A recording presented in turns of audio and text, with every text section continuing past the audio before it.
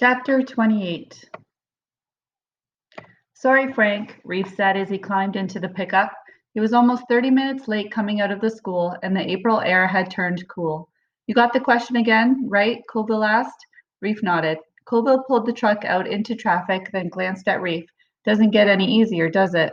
Reef shook his head. Some parts do, he said, but not that one. They rode in silence for a few blocks. A light up ahead turned red, and Colville geared down, eased the truck to a stop beside a Mustang convertible. Despite the cool air, the top was down, and two girls sat in the front bucket seats, laughing and talking above the tortured wail of the stereo. The driver looked over at Reef, said something to her passenger, and they both waved at him and smiled. Then the light turned green, and they were gone. Reef stared ahead as Colville eased into the left lane, waited for oncoming traffic to pass so he could turn. Frank, Reef began. Colville didn't need to look at Reef to know the question on his mind. You know you can't. Why not?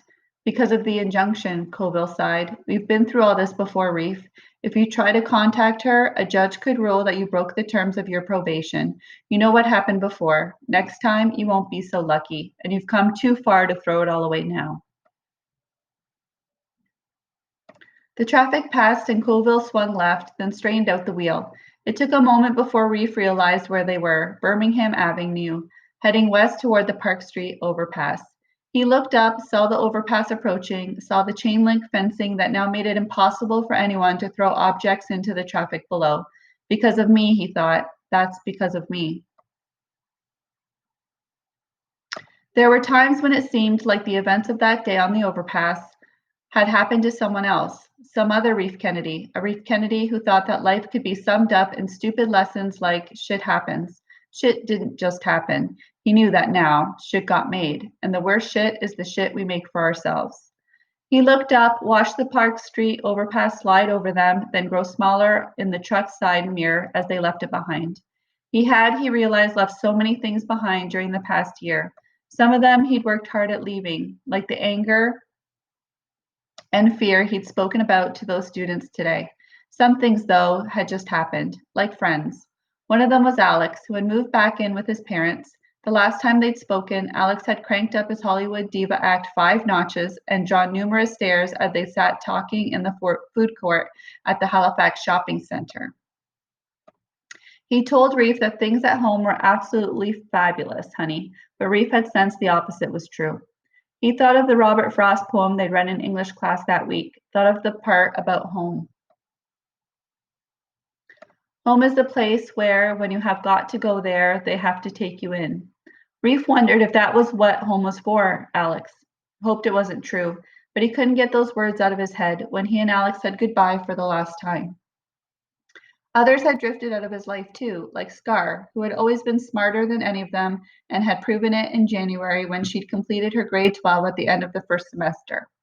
On the recommendation of her principal, a guidance counselor, and Glenn Whiddon, she'd been accepted into business at Queen's University in Kingston, Ontario, and was admitted to courses that were already in session.